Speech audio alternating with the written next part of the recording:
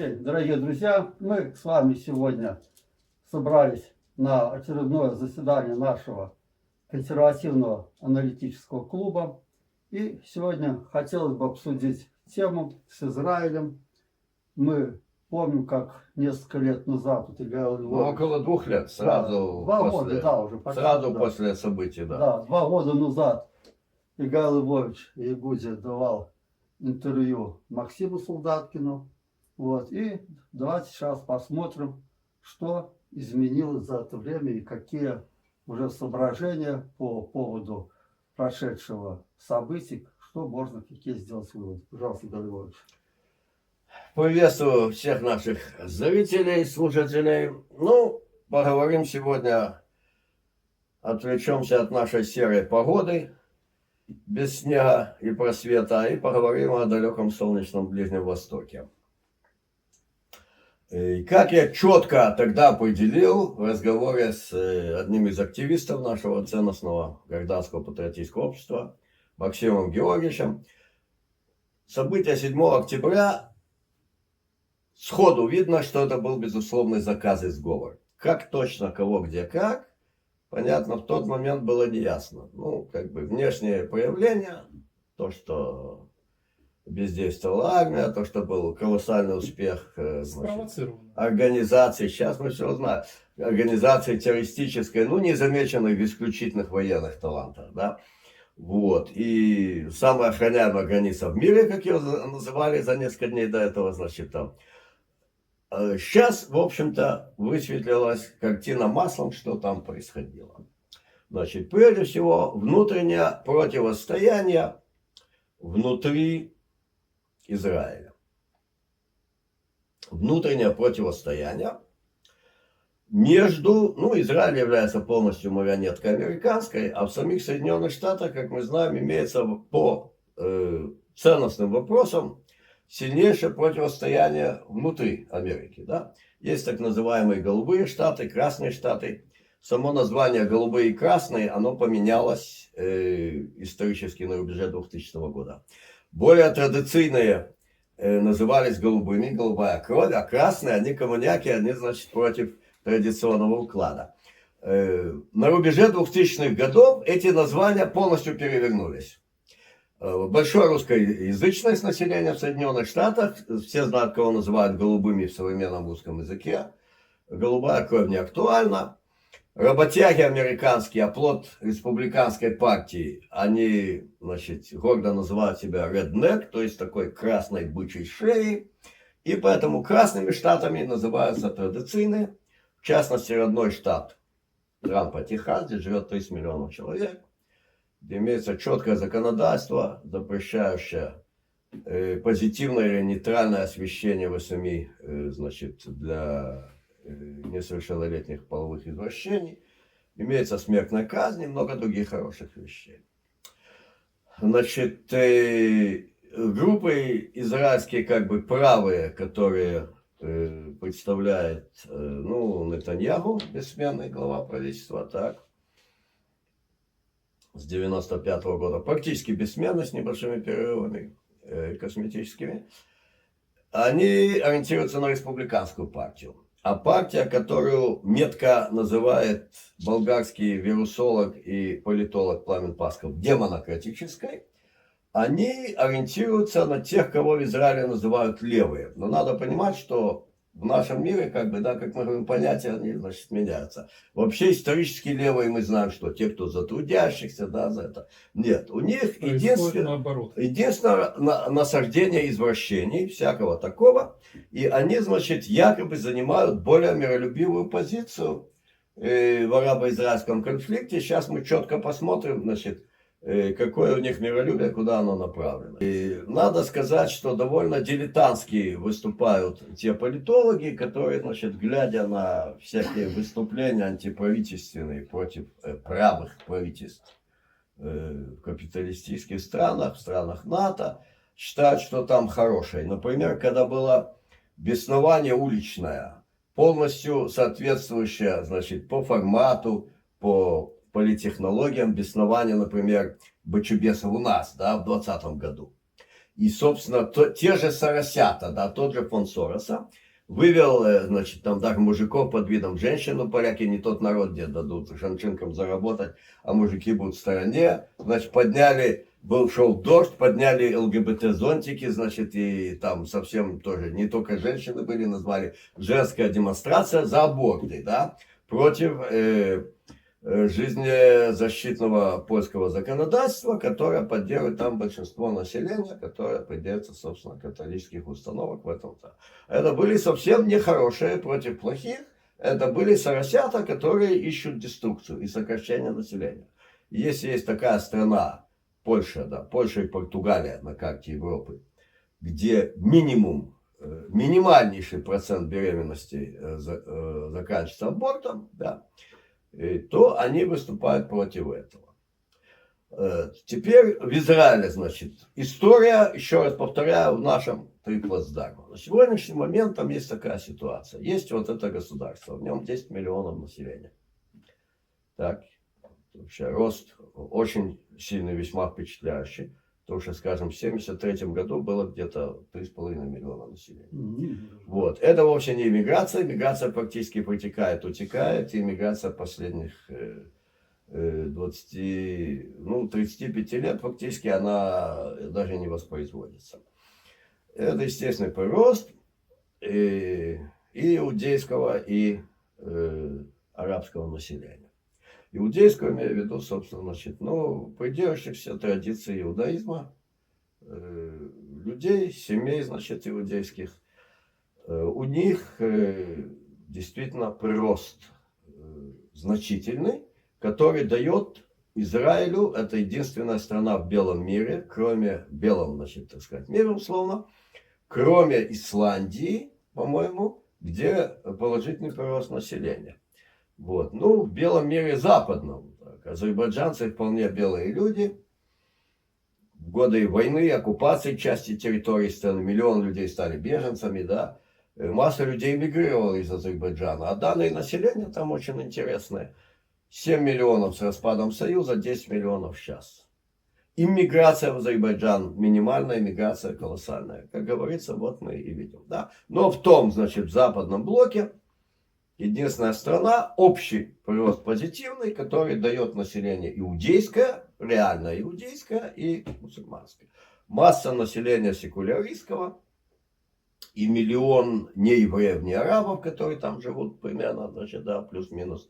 У них никакого воспроизводства собственного нету. В смысле, что арабы мало рожают там? Нет, я говорю, вот население секуляристское, и его, как его часть, так сказать, интегральная, это примерно миллион иммигрантов последних 35 лет из постсоветских просторов, которые, соответственно, они не арабы, поэтому их туда успешно зазвали и повезли, но и они не являются даже евреями, так сказать, никакими не секуляризированными.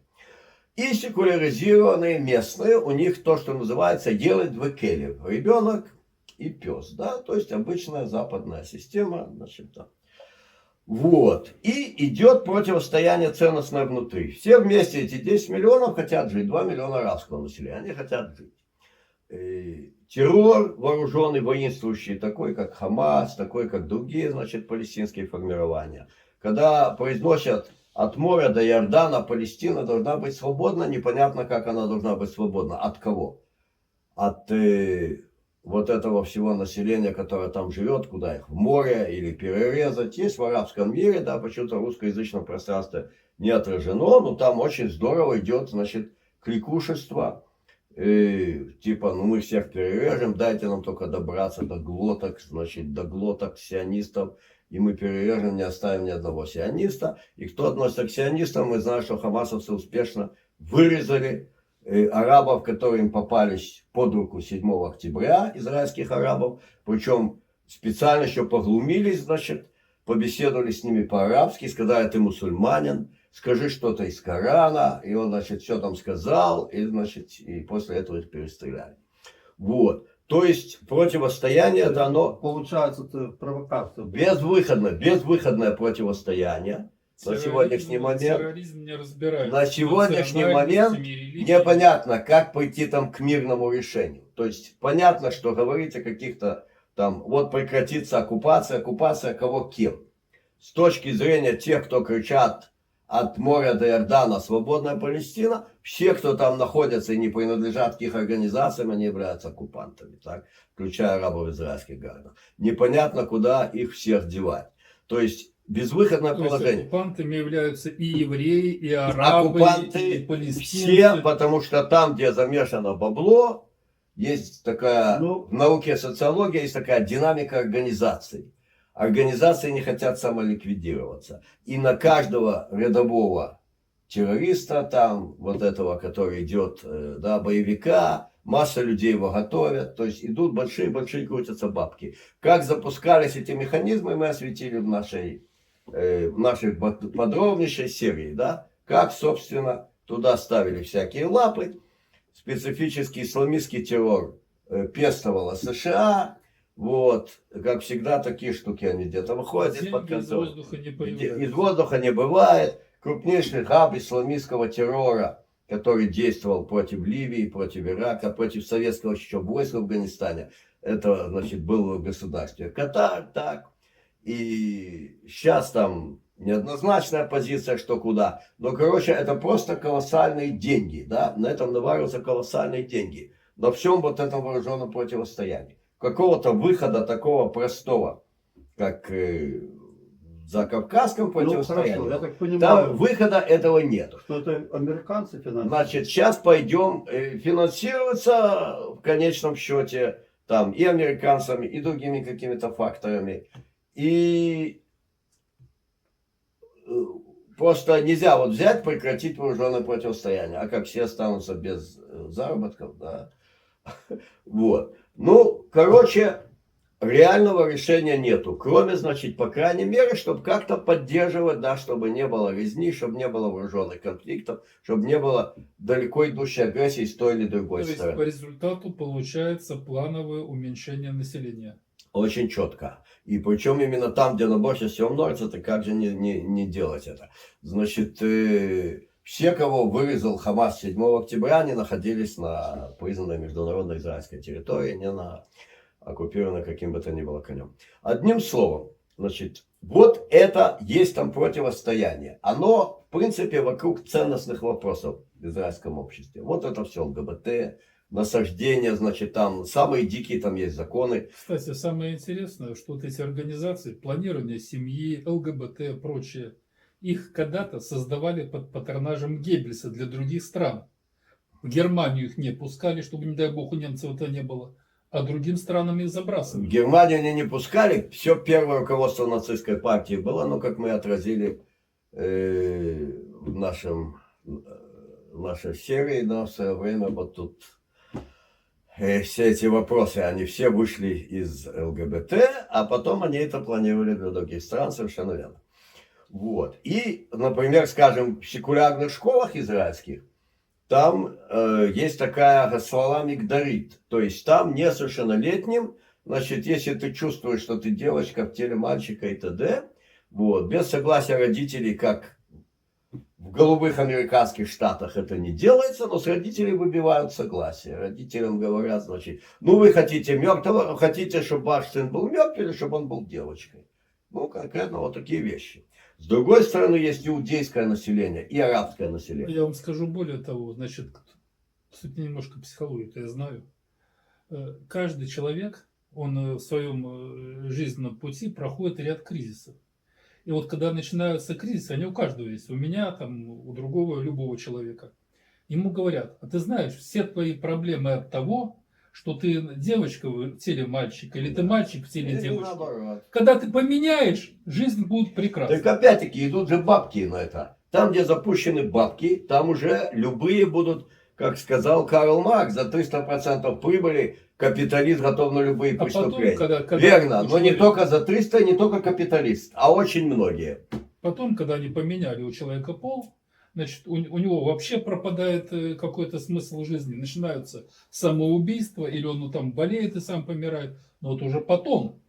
Ну, а те, они кто обрабатывают обслуживают так следующее. называемую смену пола, говорят, ну, нас-то не интересует, мы человека хотели, чтобы он был полностью счастлив. Мы же дали ему возможность быть Вот, счастливым. Это, кстати, только один из моментов мозаики для уменьшения населения.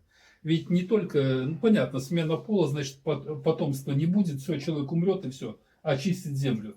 Но есть еще нюанс. Даже нормальные люди, значит, те, которые образуют семьи, они перестают рожать. Почему? Потому что с вот такого возраста им в мозги вбивается: у тебя должна быть яхта, у тебя должны быть слуги, ты там должен летать на личном самолете, ты не должен физически работать и так далее. Он вырастает, у него ничего этого нет. Жизнь не удалась. Я нищеброд, какие мне дети, зачем плодить нищету? То же самое, нация вымирает. То есть есть такое понятие: тот доход, который человек реально имеет, и тот доход, который ему вложили в мозги, что он его должен иметь. Если мы один раз делим, и другой получается единица, все нормально. Значит, семья будет, дети будут, все хорошо. Но когда человеку начинают забивать в мозги, что у тебя должна быть яхта, а он ничего этого не имеет, и говорит: ну ты просто неудачник, какие тебе дети?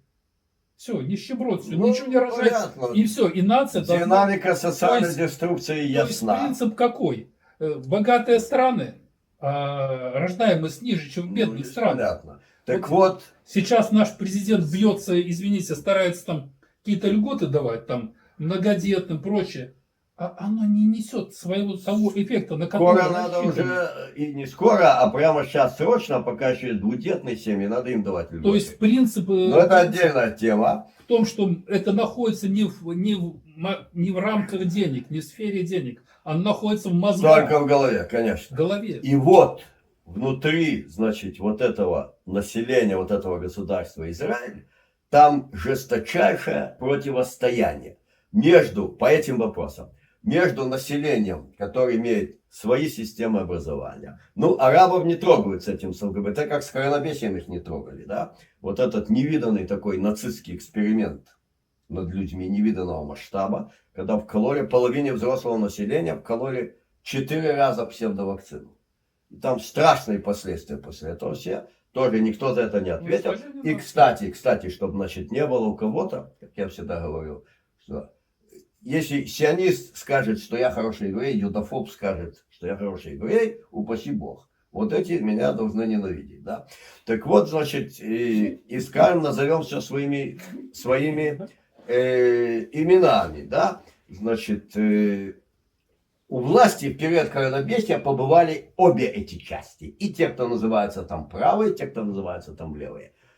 Обе эти части раскачивали этот дикий эксперимент над людьми, как потом этот самый бессменный глава правительства похвалялся, что мы хотели посмотреть, не было никаких освобождений медицинских. И потом он похвалялся публично, есть оно на русском языке у меня в моем YouTube-канале. Вот. Хотели посмотреть, как это, значит, псевдовакцина, экспериментальная вакцина будет на таких больных действовать, на таких больных, таких То есть действовать. они просто Нацистский проводили эксперименты над людьми. Эксперимент над людьми, да. И те, которые левые и за все хорошее, они тоже в этом участвовали, они, кажется, тогда тоже были у власти. То Короче, есть, в принципе, получается, власть это, ну, ширма, это вот поставленная власть марионетка, одних от которой республиканской командует. партии, власть других от демократической партии. Но Теперь и теми, и другими кто-то командует. ими командуют те или другие круги капитала. Это совершенно ясно. Крупного капитала. Сам Трамп, он, ну, типа тоже Да. не рабочий класс. Да? Вот, значит, но не надо говорить, что это один хрен. Нет, не один хрен. Те, кто говорят, что нормальные люди, это где ходят женщины с пенисом и прочие прелести. И те, кто говорят, что мужчина это мужчина, женщина это женщина. Убивать в утробе нехорошо. Это не одно и то же. Те, кто искренне это говорят, как тот же Трамп, конечно, это лучше. И в этом плане те, кто в Израиле находятся, значит, на этом водоразделе по ценностную сторону, не по антиценностную, безусловно, как бы лучше, чтобы, ну, по крайней мере, в этих вопросах они рулили. В любом случае, в вопросах урегулирования ни те, ни другие никак не могут предложить никакого конструктивного выхода. Должно быть какое-то вмешательство третьих сил, это ясно.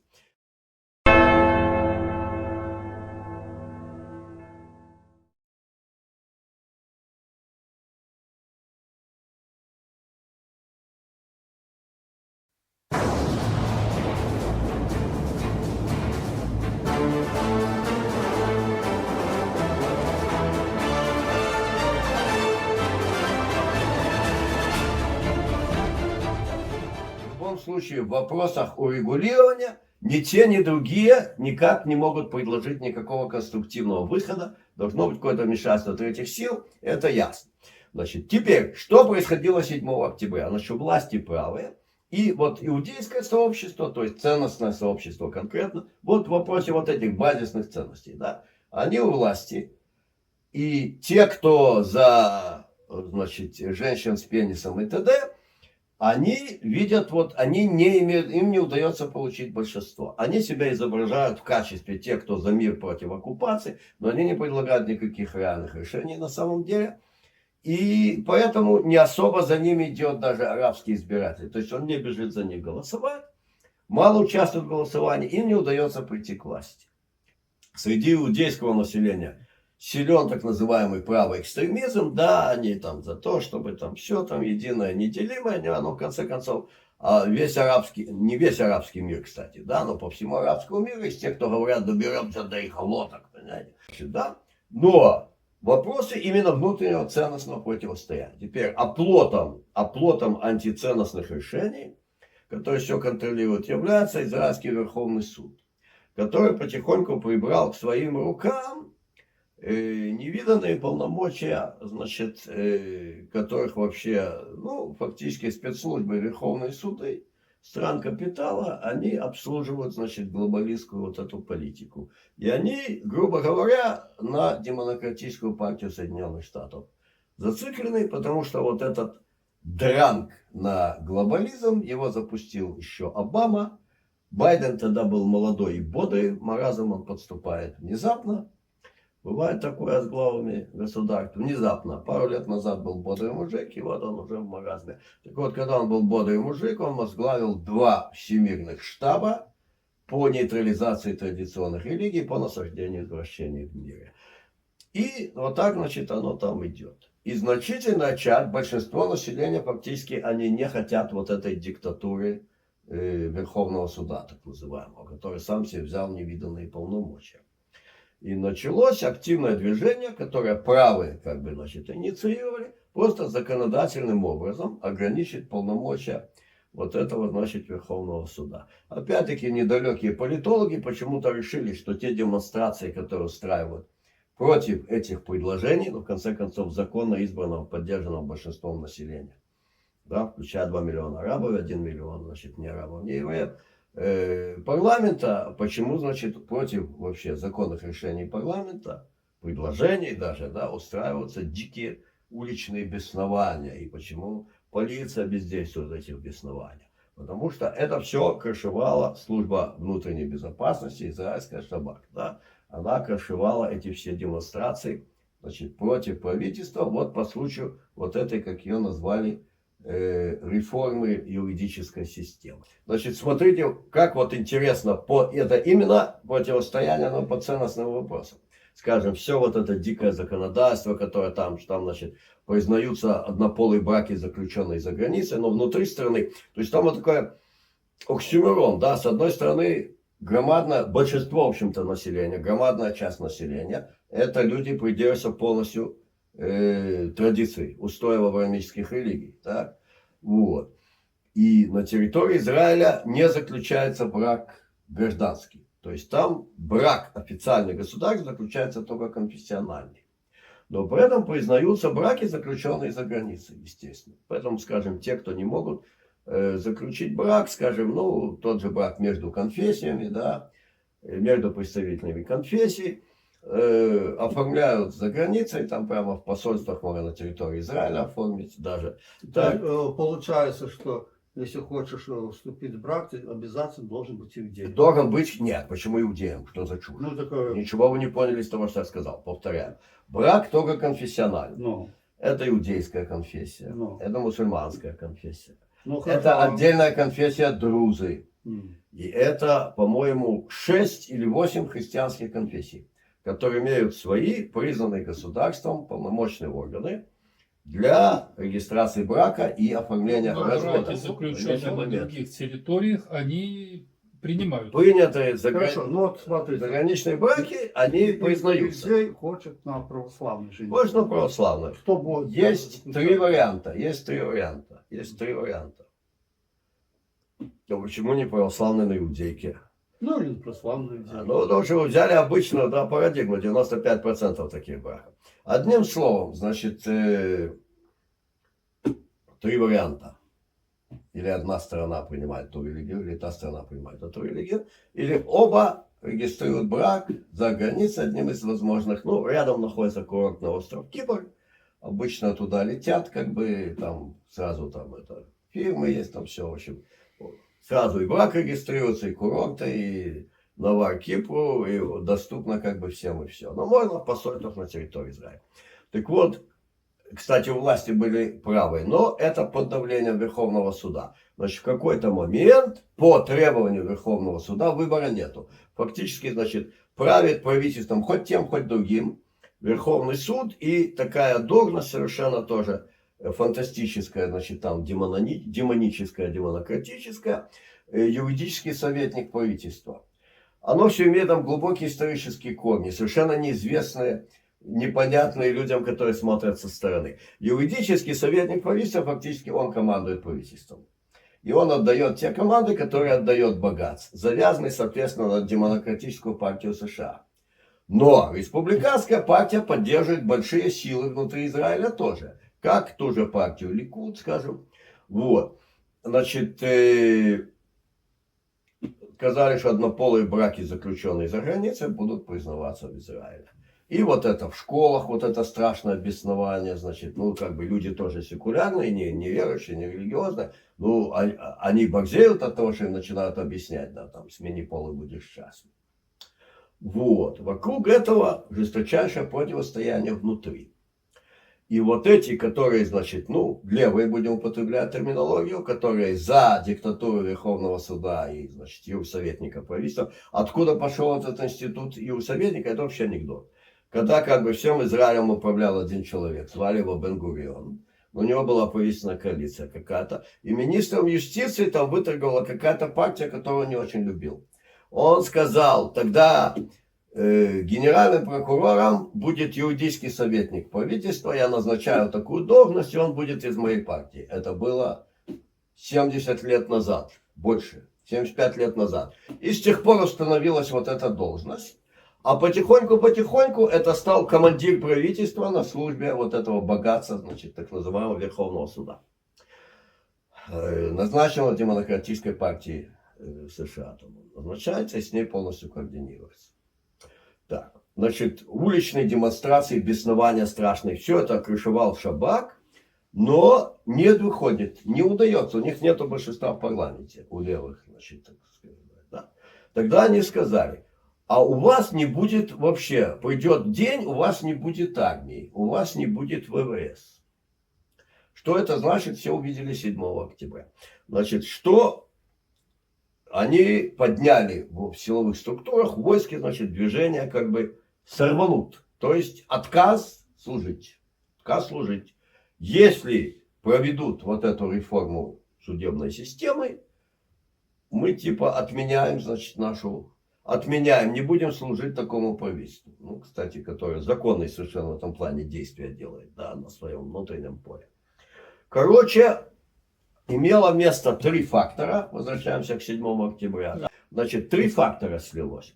Первый фактор, это вот то, что я сказал. То есть попытка, грубо говоря, и не грубо, а точно говоря, в понятных нам терминах, цветной революции, которая не удалась уличным путем, через блокировку там шоссе, там попытки поджога там, значит, каких-то зданий там тех или иных, включая дом главы правительства и т.д. Не удалась цветная революция. Значит, попытка цветной революции через разгром, значит, местный ограниченный разгром вооруженных сил, ведь такое правительство никуда не годится. Это первый был момент. Второй был момент, значит, ну ты же не можешь прямо так взять это дело запустить. Второй момент, запустили утку, что, мол, мы сейчас хотим ударить по Хамасу, немножко, значит, их типа. Но, значит, продали тому в армии, значит, то, собственно, вот этот подраздел, он делит все общество, оно делит и вооруженные силы все. Тем, кто не были в секрете вот этой цветной революции, им сказали, мы собираемся немножко ударить по Хамасу. Мы их вытянем, типа, чтобы они сделали провокацию, а мы тогда им валим вот так вот. То есть это опять-таки в рамках плана вот этой цветной революции, да. И в 8 часов вечера эти вещи потихоньку, реально комиссии, которая бы все расследовала, значит, там не создается. Потому что, опять-таки, обе ветви власти у них рука руку моют. Можно выйти Эксперименты, очень точно. Хотел сказать, что выйти, вот именно так, да. Значит, если мы расследуем до конца преступность тех, кто организовал 7 октября, тогда мы должны уйти назад и посмотреть, кто организовал эти милые эксперименты. Так? Если мы увидим, какие сволочи левые, тогда уже надо брать самого идола, значит, правого, несменяемого вот этого главу правительства и сказать, чувак, ты с ухмылкой рассказываешь, как ты больным людям впрыскивал псевдовакцину, посмотреть, что с ними будет, понимаете? Поэтому как-то туда-сюда. Но между тем и тем, отставники силовых структур, некоторые там за правых или за левых, просто много людей, значит, с совестью, с честью, а кто-то из служащих, которые там, да, которые, например, значит, один в чине бригадного генерала, боевой офицер, опять-таки, значит, он религиозный, да, значит, у него 7 детей у самого, и он с пистолетом, он и сын, который был на побывке из армии у него дома, они с пистолетами, значит, побежали, но у них по 2 пистолета. Потом они где-то набыли ручной пулемет, значит, на каком-то разбитом, значит, там патроне. И они воевали вот так вот 12 часов, значит, помогая людям уходить из этих. И он вот это все дело описал. Ему сказали, да, опиши события. Он описал события, подал их наверх. И после этого к нему пришли домой, сделали обыск. Арестовали все приборы, значит, какие есть эти электронные, компьютеры, там все. Типа, ты тут написал дикую дискредитацию, значит, на вооруженные силы и на все, что можно. И подержали его под арестом, потом отпустили. Сейчас он опять на воле, сейчас вроде туда пошло то, что он наверх написал. Вот так. Ну, за 2 года картина стала маслом. Значит, с 8 часов вечера происходили встречи. Птиней Модиин, то есть офицеры разведки и спецслужб, грубо говоря, Хамаса, с соответствующими офицерами израильской стороны о согласовании совместной операции. Согласование совместной операции. Теперь контакты между ними есть всегда. Более того, мысль, которую я высказал в свое время, десятки лет назад, и люди много что говорил десятки лет назад, там, когда люди говорили, что это вообще полное, это самое, или говорили, вот показывал на стену, знаем на котель, у стены уши, да. Сейчас как бы это уже известно, да. Известно, что детей йеменских евреев похищали для медицинских экспериментов по заказу американского правительства. Это уже общее место. Что похитили несколько тысяч детей, не только йеменских, в основном йеменских, да. Когда 25 лет назад даже с серьезными людьми какими-то, значит, я об этом говорил. Нет, это массовый психоз, это вообще-то полная ерунда. Сейчас уже изданы книги, все известные имена, когда умерли, некого уже позвать к суду. Вот. Всякие такие вещи. Я говорю, что используются теракты для того, чтобы ликвидировать неугодных. Потому что, ну, контакты-то теснейшие. Масса заключенных этих тут. Все как бы пасет шабак, всю вот эту команду. И кто-то там ходит на воле, ему говорят, давай мы тебя сейчас наведем. Значит, ты там делаешь такое-то это дело. Сейчас об этом говорят уже открыто тоже. То есть связи, стосунки между ними были. Достаточно сказать, что пару лет назад, значит, промелькнуло сообщение. Израильские морские силы эвакуировали из Газы командира морских командос Хамаса, который был двойным агентом. Он вообще был двойным, или одинарным, или тройным, да. Ну, то есть стосунки теснейшие. И вот происходили встречи координировать. Стало ясно, почему патрули, которые постоянно самоохраняемую в мире границу патрулируют, сказали мне приближаться к границе, так, от греха подальше. Как бы уже нижние, те, кто передавали, значит, команду, сказали, вы не приближайтесь, и все, типа, не лезьте в это дело. Но он получает такую команду, как вообще, когда отменили, есть такое понятие, это незыблемо в израильской армии, всюду, где какие-то точки, более или менее напряженные, уж, конечно, граница с Газой, коненут им шахар. Что такое коненут им шахар? Это значит предрассветная боеготовность. То есть все занимают боевые позиции, если что-то. Это обычно те часы классические, как мы знаем, для любого нападения. Сказать, в этот день отменяется коненут им шахар тех сил, которые там были развернуты. Да, то вот сейчас все выясняется. Значит, согласовывали. Согласования эти были в рамках цветной революции. Но тем, кто не за цветную революцию, сказали, мы сейчас хотим Хамасу устроить битву при молодях. Не вмешивайтесь. И тогда сказали тем немногим войскам, которые были развернуты постоянно, ну не очень как бы много было развернуто. Например, из регулярных сил удалили один батальон просто в другое место в стране чудесным образом. Они же один батальон Рызи- свободы играют. Не, ну прямо из части. Уменьшили. Это то, что известно. Это то, что известно, да. Прямо вот часть стоит, значит, группа, один батальон удалили, второй вывели на учения, по-моему. То есть вот так вот, да.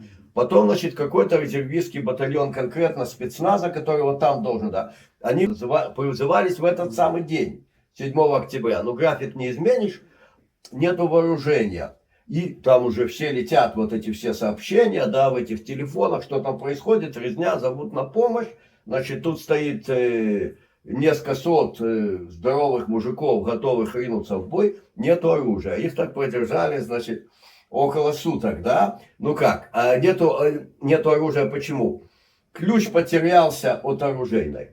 Да, пригоняют небольшой трактор. Какие-то люди должны дать приказы соответствующие. Подожди. Таких не нашлось. Игорь Львович, Потерялся ключ конкретно, да. хорошо. И я... Это же анекдот. Нет, так я- Вот не анекдот, это происходило на У местности. них же оружие всегда с собой, видишь, нет. Нет, то есть как? С собой, когда находишься на службе. Ну, Ну, не все держат дома длинноствол, не до такой степени. У офицеров есть пистолеты и все обычно. Масса вооруженных людей ходят, да, потому что это солдаты в отпуске, это солдаты. Так.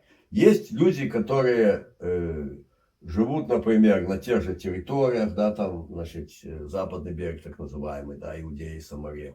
Они имеют в личном распоряжении длинноствол. Тоже через свои армейские части это оформляется. Те, кто являются солдатами-резервистами.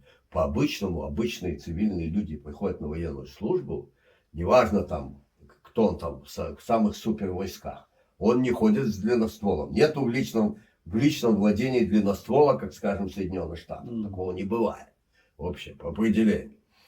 Значит, то есть было спланировано вот это разражение сил и атака Хамаса. То есть в секрете вот этой цветной революции были немногие. Остальным там командирам частей, да, из тех соединений, которые в Южном округе развернуты, им сказали, знаете, мы сейчас планируем двинуть по Хамасу. Поэтому вот скажите, чтобы патрули не подходили, чтобы отменить, значит, вот эта предрассветная готовность, вот так вот. Вот эти два момента. И третий момент, конечно, полная безалаберность, которая проявилась в израильской армии. Она тоже имела место, да. Она тоже имела место, то есть пофигизм, что называется, да. И на этом, собственно, играли те, кто запланировали эту цветную революцию. Местами они непосредственно запланировали. Например, ВВС не появлялись в воздухе. Есть у меня русский ролик, значит, мэр Аким рассказывает о событиях 7 октября. Да, Как они авиация сказали, у вас не будет пилотов, самоустранили. Теперь, значит, тот, кто как бы ведет вот эти левые силы против, значит, реформы и, собственно, вел на вот этот путч цветной революции, такой, значит, там кадр, да, Игуд Барак, бывший, был глава правительства, коротенько, интернета где-то там в 2000 году, и он, собственно говоря, вот, значит, застрельщик этого дела.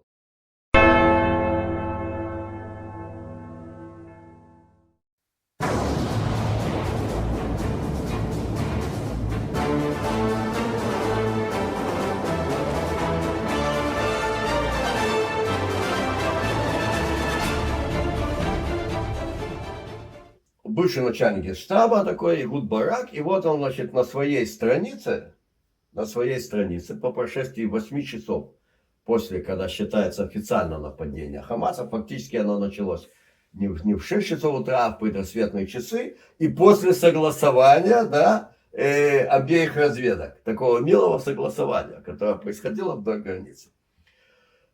Пишет, ну, оправданное отказничество, которое, значит, мы в знак протеста против, значит, действий правительства, то есть законных действий правительства парламента, да, обсуждения реформы, принимали.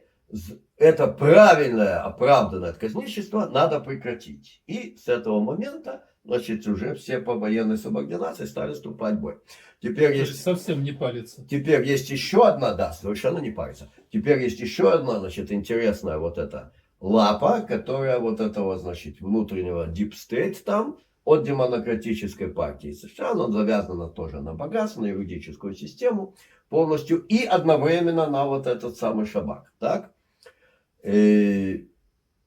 Военная прокуратура. Военная прокуратура, она полностью действует под гражданским, значит, как командир правительства, юридический советник по решениям богатства, но войско это что-то другое. И глава правительства, он главнокомандующий, когда он типа главнокомандующий, он не действует под какими-то юридическими этими. Но Генеральная прокуратура ему сказали, это не война, и нельзя применять войска на территории Израиля. Это не война. Пока не решил главный военный прокурор, что это война, то не может на территории Израиля применять войска. В Газе, пожалуйста.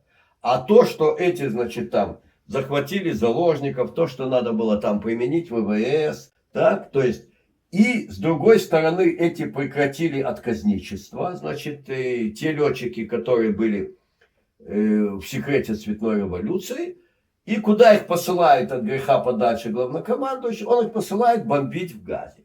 То есть мы видим, тут нету хороших, плохих ни в каком плане. Понятно, что те бомбардировки, которые строил Израиль в Газе, это без всяких разговоров. Это военные преступления. Двух мнений нету. Это военные преступления, гибель десятков тысяч людей. Так, говорят, иначе не будешь воевать. Подождите, вы Хамас уничтожили? Нет. Вы туннели затопили? Нет. Почему не затопили туннели? Потому что затопят. Тогда бы затопили всех тех, с кем ведутся эти переговоры. С кем бы мы говорили? С кем бы мы тогда говорили? Вот. Значит, то есть Хамас это наше. Значит, как американцы говорят, это сволочь, но это наши. Никто не наши, все свои. Все получают бабки от этого, и все точные механизмы мы не знаем. Но вот эти три момента выявились. Значит, пофигизм военных, так сказать, людей в погонах, которые сказали, зачем нам портить отношения с военной прокуратурой, с этими самыми. Так мы не будем. Так. А главнокомандующий тоже, значит, оказался действительно главнокомандующий конкретный. И вместо того, чтобы сказать, так, ребята, все разговоры закончились, послать вертолеты на силы Хамаса, которые находятся вот по всей этой громадной, проникли на громадную территорию. Они дошли до города Афаким, это буквально уже в глубине израильской территории, по тем масштабам. Говорит, нет, давайте будем бомбить там. Ну, это все согласны. А кто там будет на ХСС Исландии? То есть не то, что вот эти левые, да, они за что-то там хорошее. Вот эти летчики-отказники. То есть они сидят, так сказать, как там говорила Армия Краева, да, ружье у ноги, пока режут их сограждан на израильской территории, а потом они вылетают крушить все, что можно в Газе. Вот, то есть вот эти три фактора дали ту картину, которая была маслом, про которую с Максимом Георгиевичем я 2 года назад сказал, что это очевидно заказы сговор. И вот мы видим три компонента. То есть им нужна была кровь. То есть цветная кровь это то, что работает, да. Деньги идут за кровопролитие. Хорошо. Да, А да. во имя чего вот эта кровь? Подождите, тут надо каждую сторону рассмотреть. Со стороны цветной революции, понятно, это человеконенавистники. Это надо понимать. Правые израильские с шовинистическими кликушествованиями, с этими всеми, это можно говорить все, что угодно. Но эти левые, это человеконенавистники нету. То есть у них нету какого-то плана мира. Что там, значит, прекратить? Где оккупация? А там не было оккупации. Там были ваши же политические ориентации поселения. И там сейчас режут и насилуют. 1500 человек за одни сутки это все сделали, да? И они это устраивают. У них не вышло это дело, Хамас, говорят, Хамас удивил слишком большие. Они думали, будет ограничен успех Хамаса для внутренней цветной революции. А пришлось вступить в бой. Подождите, они ваши фраера, эти боевики Хамаса? А они на полную катушку это дело запустили. И все. С ними просили маленькую провокацию, они запустили на всю катушку. Так, то есть, с одной стороны, проект цветной революции. С другой стороны, значит, маленькая провокация. Со стороны Хамаса уже все договорились, а они возьми и сделай большую резню. Смотрите, это то, к чему они тренировались на протяжении нескольких лет, и предупреждали, что это то, к чему они тренируются. И подготовились так хорошо, что нейтрализовали, вот эти, которые цветную революцию планируют, они нейтрализовали все разведданные, но какие разведданные, вся гада просвечивается кругом. И от тех, кто просто вели наблюдение, значит, сообщали, что там готовятся к большой операции. Тоже прикрикнули, кто надо, из тех, кто в секрете заговора. Вот это дело вообще это. А тем, кто ниже, сказали, скажи, чтобы не лезли, наверх все ведают. И все, им там затыкали рот. Какая-то была командирша, там сидели, тацпитаньот эти сидели, те, кто ведут наблюдение за экраном, да. Значит, тацпитаньот, и они сообщали уже конкретно. Накануне 7 октября идут такие приготовления, что мама не говорила, ну как там бульдозеры прогнали громадные. Оно все просвечивается, все видно. И какая-то была командирша, которая не послушалась и подала рапорт наверх там, в обход кого-то или что-то. Ее сходу арестовали, открыли там дело, ну вот после всех событий, значит, уже ее выпустили. Того, значит, бригадного генерала, который с 3 пистолетами, ручным пулеметом и своим сыном, значит, там спас сотни людей и воевал. Его только написал, потом его арестовали, потом выпустили. Но сейчас немножко начали как бы это дело расследовать. И просто пофигизм военных, да, потому что армия, которая воспитывается на шовинизме и на милитаризме, она фактически не очень успешно выполняет свои функции. Это вот конкретно ясно. Ну, во-первых, мне не ясно, зачем вот сейчас что-то бомбить газу. Вот, допустим, когда... Ничего не достигли вообще. Нет, хорошо, вот когда говорят, что хотят там сделать курортную зону, уничтожить всех арабов, тут понятно. А вот... Все тоже. Ну, на израильской стороне никто не говорит, что нет людей, пустая земля. Сейчас я расскажу интересную вещь. Мы будем делать. Значит, есть в Газе такой квартал Римал. Там живут хозяева жизни. Там конкретно живут хозяева жизни. Так, есть одна, значит, интересная такая, значит, блогерша, она киргизка, так, и живет сейчас в Узбекистане. Сама она спец по, ну, там, продажам, всякому такому. Значит, она, видя полный дисбаланс в русскоязычном мире, значит, ну, даже не двойные стандарты, а просто, как бы, значит, вот евреи плохие, они там все это самое. Они убивают, чтобы убивать. Нет, никто на израильской стороне не убивает, чтобы убивать специфически, да. А тех, именно у Хамаса достижения, это каждый зарезанный израилец вообще, без различия даже конфессий, как мы осветили. Вот. И она, значит, сейчас вела, что в Газе происходит на самом деле. Так, на самом деле, все, что говорят, что там происходит, сколько людей, масса погибло, это, конечно. Конечно, никакой жесточайшей морозной зимы, когда там, значит, 30 градусов, да, то, что у нас осень вот сейчас, да, у нас тут, ну, там 30 градусов, пошли сообщения, в Газе мерзнут от холода. Нет, не мерзнут, страдают от жары. Что ничуть не уменьшает проблемы, соответственно, с питьевой водой, с едой и т.д.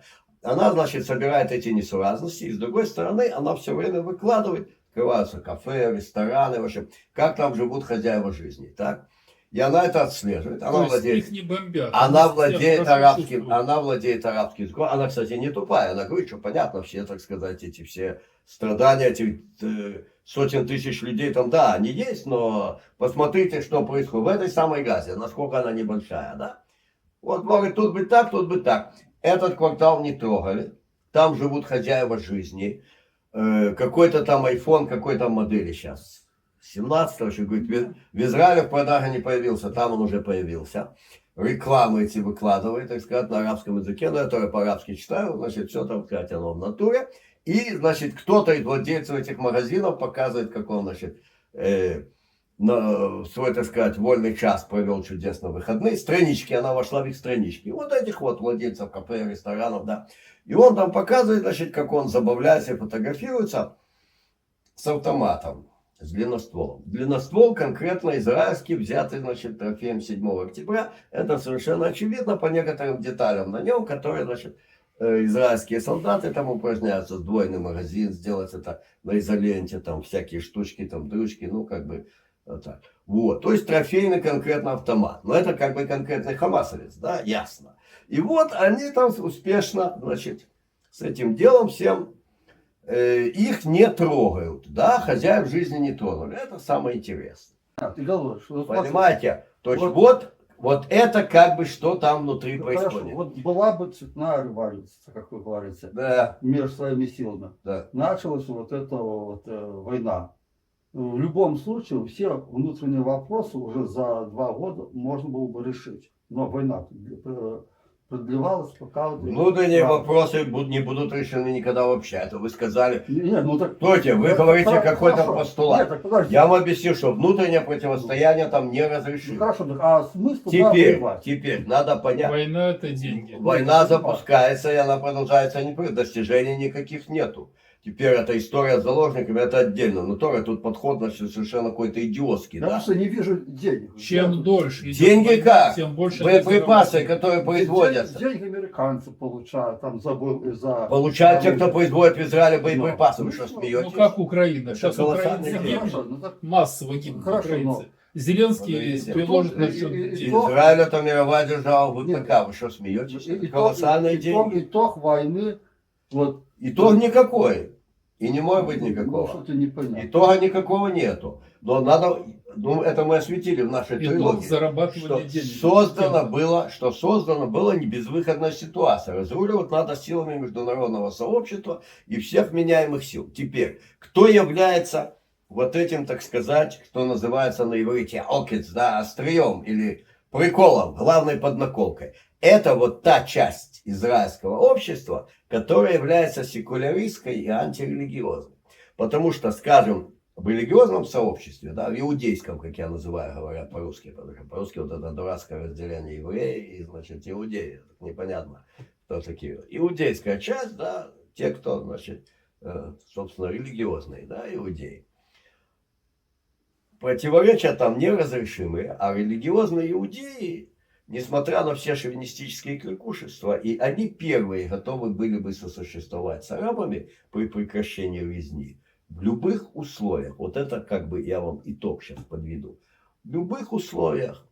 А у секуляристов что происходит? Если прекращается война, на завтра нету богатства, нету юридического советника, командира правительства, нету военной прокуратуры, которая, значит, будет заниматься кому-то выкручиванием рук, будут заниматься поддержанием Как безопасности. говорили, кому-то война, кому-то мать. Совершенно верно. В тот момент, когда какое-то нас будет сотрудничество реальное противостоящих сил этих арабов и иудеев, в глазах вот этих вот, значит, секуляристов, иудеи все подозренные, что они готовы с арабами в любой момент спеться. И это действительно так.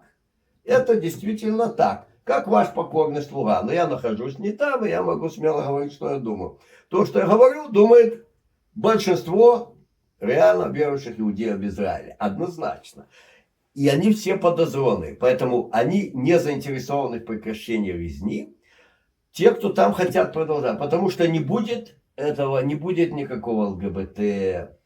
Не будет, наверное, и такого же оазиса Гайтека, где можно будет гнуть какие-то сверхприбыли. Имеющимися ресурсами надо будет делиться и с арабским населением.